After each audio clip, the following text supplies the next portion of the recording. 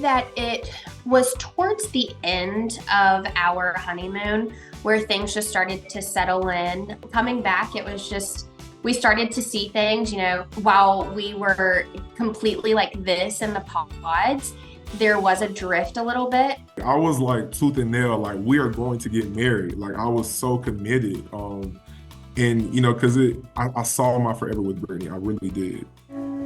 I want so badly to be able to experience like so much of that crave that I had with you in the pods. Mm-hmm. But it's just scaring me that that I'm not feeling like that consistently. One thing that I said to Brittany in the Dominican Republic was, we are in bliss. Like this is paradise. This is just true, just like no worries, wherever you just like focus on each other.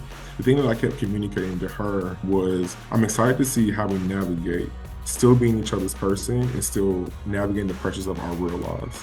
And so one thing that came out, as I'm sure you saw, it seemed like I was just on my phone all the time. And so I said to myself, like, kid, this is ridiculous. I cannot believe you're doing that. But the thing for me that it was is, anytime I'm in a conversation or I hear something that it makes me like unpack it, it seems like I'm retreating. And I'm actually not retreating. I'm actually just like internally processing and not responding impulsively. And then mentally considering the perspective of my person. What I did not consider though was, King, if you're talking to someone and you start kind of being quiet, they're like, bro, hello, like, are you here with me right now? Are you still here? And I meant like nothing ill about it, but that was just my way of processing. And so to see that, it's just another lesson that I learned around like my person. Like, Ken, even though you're processing and you get the process, you still got to consider who you're dealing with and like how they're perceiving in this moment. We had a few conversations about his phone. Not any conversations where there were complaints. It was more so of conversations of just like, I guess, making note of it, but never complaints of it. I didn't ever feel annoyed or aggravated or had a distaste with it. I also take into consideration too his career. And Kenneth's career is so incredibly important to him. And I mean, thank goodness it is, because of where he sits and the caliber that he is at. Yes, the phone was, very much so in our story. It's also too taking into consideration the things that he has to handle. And, it's not the casual, scrolling on Instagram or Twitter or Facebook and just kind of doing the scrolling aspect of it and figuring out like the latest news, but more so of taking care of things and making sure that there are no fires that he needs to put out. I never felt, disrespected or that my time was not respected in any way with the phone situation. Like, I feel like that desire and crave between you and I is like the missing piece. For you. Because everything else is aligned. For you. If you feel like you don't have a crave for me, thank you for telling me that. But I don't feel like I'm missing the crave for you. One thing that I think kind of shifted us was people see me as like this large introvert who just is like talking to people and like, I'm a principal, I'm like always in front. But outside of that, I have many introverted moments.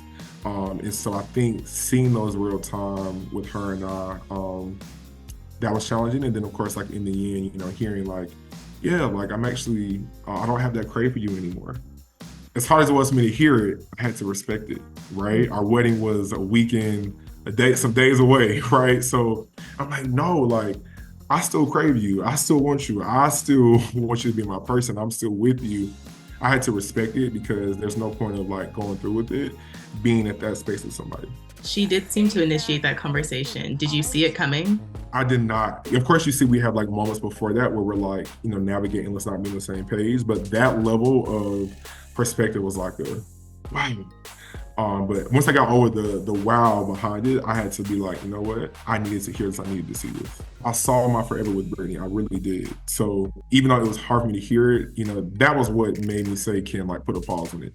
Even though there are moments where I felt like I'm not agreeing with this or like she made me feel this way, I was still like, that's still my wife.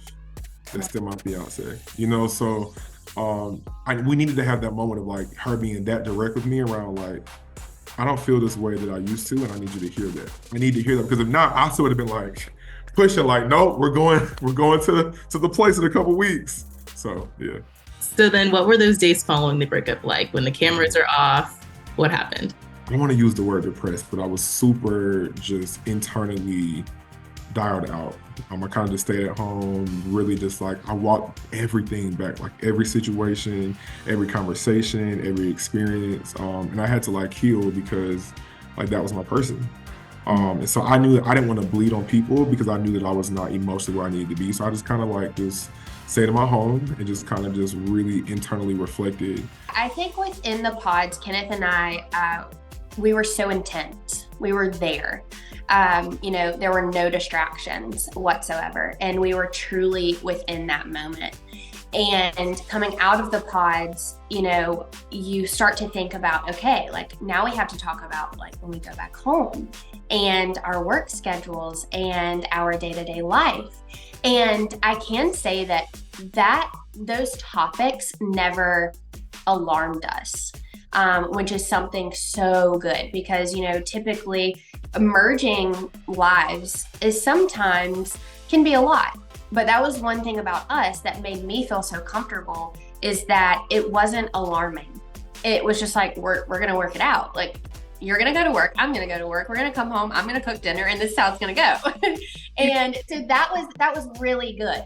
But I think that, coming back, we're both extroverts, but also too, we're both introverts as well. And so we needed that moment to like take a step back, think about everything that happened and, we went through, and the emotions. Getting back to reality is in fact reality. And that's how life goes.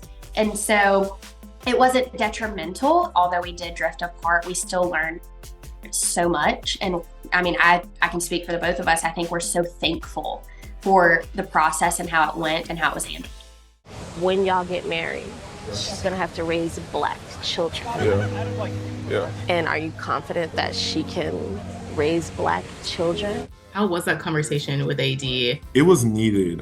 It was something that did not give me any second thoughts. It wasn't something that made me say like, Ken, like, are you sure you can marry someone who's not your race?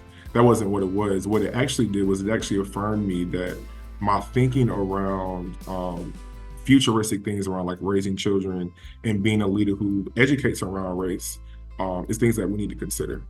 And so like Brittany and I, like the plan was to, you saw, like have children and, get married. Those are gonna be topics that we were gonna actually have to discuss anyway. And so AD bringing that to light, just affirming like, no, Ken, like you're actually thinking the right thing. There's somebody else who actually can align with you around like what you're thinking through currently. It is something that we have to talk about. And we are very much so in sync, and we have the same understanding of how we would approach it. And down the line, if we were to have children, how we would also approach that conversation as well.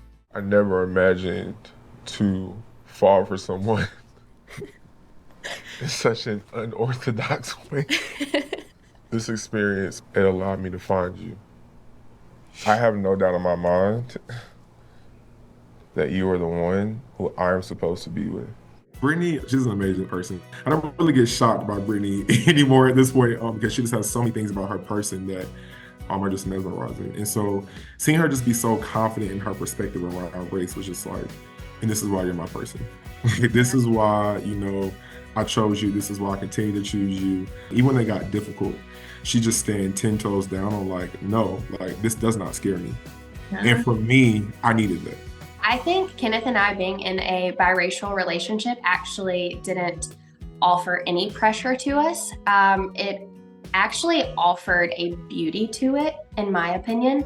It's something that I'm very used to and something that I'm very passionate about. And while it was new to Kenneth, I think that it made him feel a bit more comfortable rather than pressure that I have experienced being in biracial relationships or interracial relationships, and being able to, even take advice from me, and then I can go to him and also take advice from him as well.